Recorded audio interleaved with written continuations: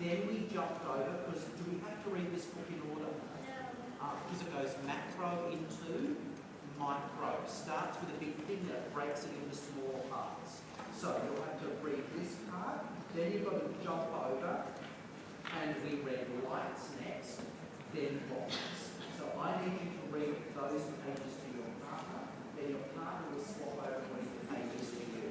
You read those pages first to your partner and swap over and so on. You ready to go? Do paired reading, away you go.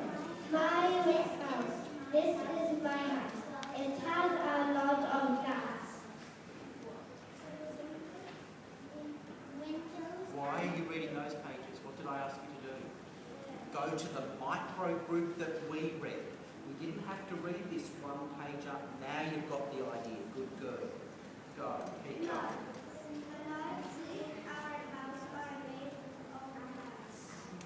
We have big lights and little lights. Excellent. Bottles are made of glass. And usually, this is what the guided reading as a teacher I've left. They do their paired reading. This is for the fluency and phrasing side of it. Books left on the table, the way the kids go. And that's it. When you walk into a classroom, it looks like the easiest thing in the world. It just looks like a teacher having a bit of a chat with kids around the book. This is my house. house. The analysis. It's not just, I think I'll make this up today. It's knowing what it is you want to. The windows in our house. We work really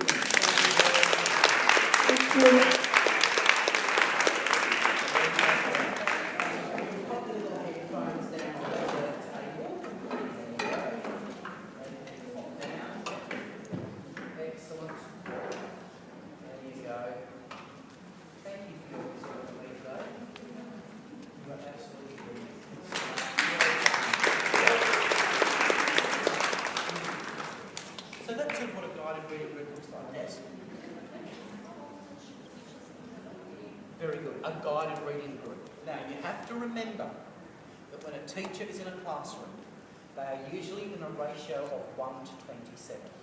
They are not there 1 to 1. They are not there 1 to 10. When I walk into a classroom, there's one of me and there's 27 of the enemy. So that's why, so that's the way we have to work. So what happens is this. Teachers group together children of similar levels. Usually in a classroom, you will see in a classroom 4 to 5 guided reading groups. So children are grouped together on very similar levels. What then happens is a teacher sets out in their literacy time to see 2 guided reading groups a day. What I have asked the teachers to do here is to see their lowest group of children every day and then top up with one of their other groups.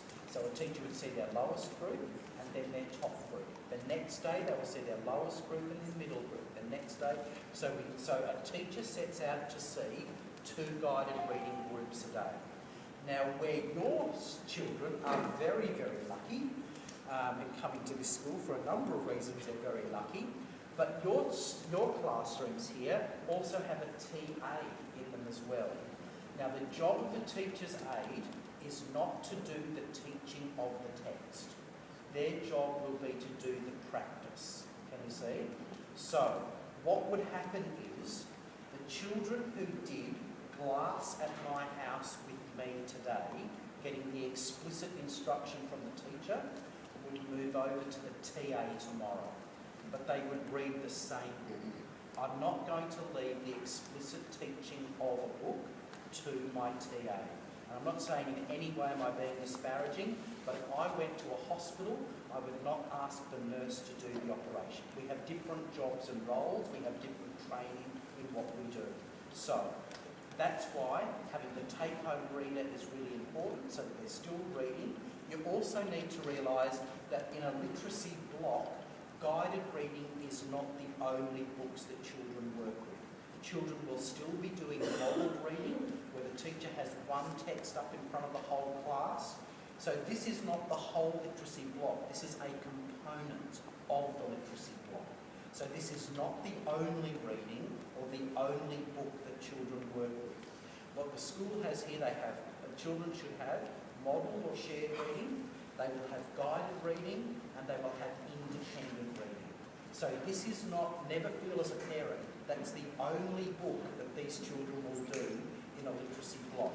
And today I'm going on to do lessons in the classroom, which will start with model reading. From model reading I'll move into guided reading, and then from there I'll move into independent reading. So it's not as though if your child doesn't get guided reading today, so usually what happens is a child on a rotation, unless they're in the bottom group, the lowest level of kids in the room, which is absolutely fine. I have no difficulty with that at all. So the child is in the lowest group. They will probably get guided reading 3 times a week as it goes. The reading record is, again, keep in mind there are 27 children to do the running record on, and it is an individualised assessment. So it's not one you can walk in and hand out. A teacher has to have time to sit and listen to the child. So what will happen is we do 2 running records a term, but different children will have them done at different times. So one child might have had their running record done in week 3 and week 7, but the child sitting next to them had week 4 and week 9, okay? Because you do it on a cyclical basis. Now that doesn't mean that during that period, children aren't moved up levels. That's just the time when you check in with the child. So in each term, we set out to gather 2 running records. It's like a check-in with the children to see where they're up to.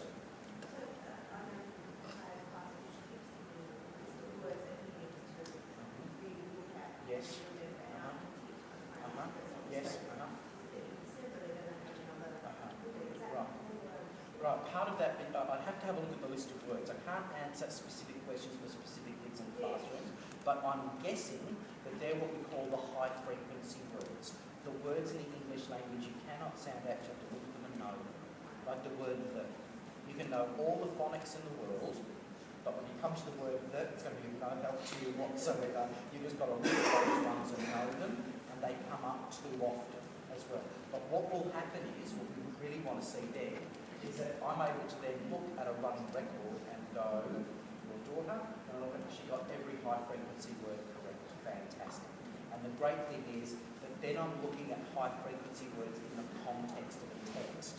So that children don't fall into that pattern of, they can read every word as long as it's on a coloured piece of cardboard, but they can't do it in a book. Reading is all about getting it into a continuous text. Yes? Yes? Yep. No, there is no set number of books that children will do at a level. And what you'll find is, we don't really quite know why, is that there are certain levels where children plateau. And don't worry about that, it happens everywhere. One of the plateau levels is level 5.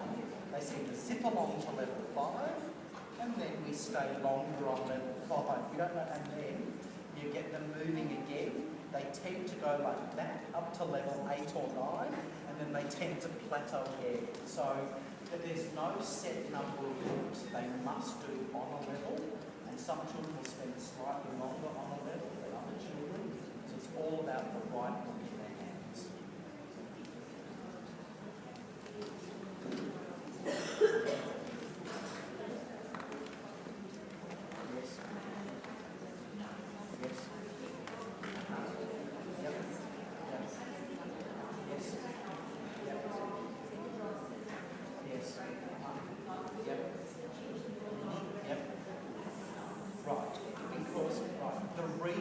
So the question was this, we would call that where there was like a contract to do it.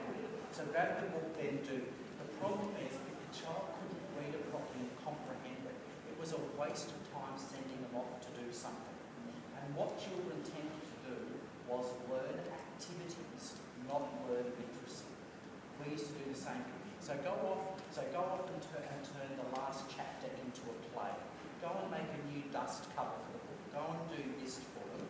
And what we found was we were better to take the time that the children were doing that. And I'll tell you now, as a parent, you sitting here today, so you've got 2 choices as a parent. I could send your kids off to colour in, or I could have them in a group doing the talk that we're having here. As a parent, which of the two would you choose as being best for your child? Can you see? Oh, come tomorrow, because I'm going to do this with Year 6, right? And we will be looking at a discussion text where they have to pick 2 points of view, where the author is putting forward, this here is as important, and I must tell you, I did a master's degree in children's literature. I could sit reading a book, then we'd go to a lecture, and it wasn't until the lecturer said to me, now you know, the author of this book was actually a socialist. So, and you went, oh, and I can read perfectly. Do not believe for a minute that children who are 12 years old do not believe this. That's your other take home, right? Because if you're sent off to do something independently, you can only do what you can do, right? So if I want to get fit or I want to learn how to play golf, right? I'll go off, and what will happen is I'll get to a certain point and then I'll stop. Can you see? Because I need someone else to come in and say, no, here's what you need to think about now, student.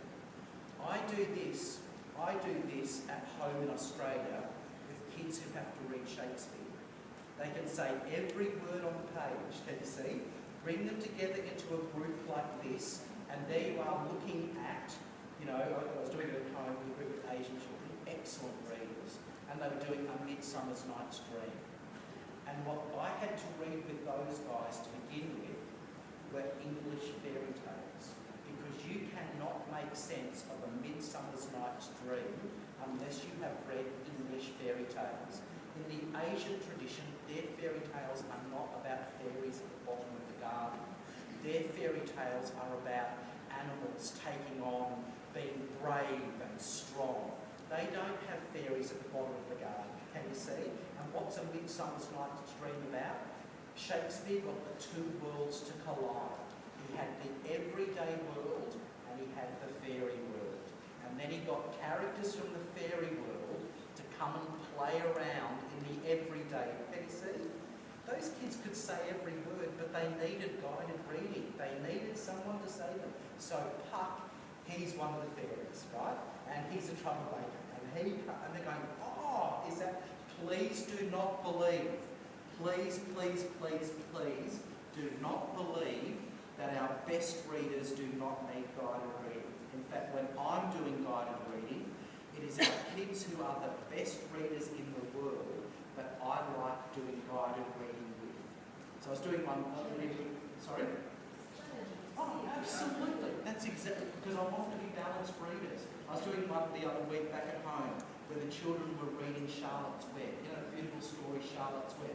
But the whole point of Charlotte's Web is that E.B. White turned animals and gave them human characteristics. So as you're reading Charlotte's Web, you have to be asking yourself, who do I know in my life who's like Wilbur? Who do I know who's gullible? Who doesn't think things through? Who doesn't? They can sit there and say that the guided reading is absolutely invaluable, because what we did, one of the most important, I'm going to stop on this in a moment, but you can see my passion for this. The problem is, what we tended to do as educators, through no fault of our own, is we took our good readers and we always made them work independently. Here's an activity, away you go. Here's an activity. We never let our very best readers become a community of readers. And that's another way to think about guided reading. Guided reading is becoming a community of readers, can you see? And in the community of readers, my job as the teacher is to be the master reader. That's another way to look at guided reading. But I will be the master reader in a different way depending on the group that I'm working with. There will be times when I'm saying to children, can you see the little word inside the big word? Can you look on the end of the word, what will you say? And then there'll be the times when I'm saying, so who in your life do you know is like Wilbur, and so on. So please don't believe that, and the kids don't get that by going off to colour in. They get that from being a community of readers. And my last point, I promise. Here's what we found in the research. here's what we found. That was the most shocking thing of all. We, back at the school before that, we were doing a research project. We had all of these activities for our bright children to do, for our best readers to do. And the university researchers one morning kept all of our really bright kids, our best readers, out playing handball in the playground. I said, here's what they do. What are those researchers doing? What are they doing? So the kids didn't go into the classroom. 10 minutes before the morning tea bell, the kids were given the activity that they were going to do in the classroom, and they could do it without even walking into the classroom. So what's that telling me as an educator? I'm wasting the time of my brightest kids. Because they could have stayed at home with you and coloured in a new cover for the book. They could have stayed home with you and turned the last chapter. Can you see? So I want to move them on. My job as an educator is to give them deeper understandings, and the best way to do that is to let them become a community of readers. And you throw in new ideas and you push them on and you show them how to think about text differently. And so if you get the chance, come tomorrow, because I'm going to do it with the year 5 and 6 kids, and I have specifically asked to get the very, very brightest kids down here so they can see, and I won't be saying, can you see the little word inside? Can you cover it up so that I can see tent? Now lift your finger so it goes content. Now put the on the end, right? If that's what the children need, that's when you give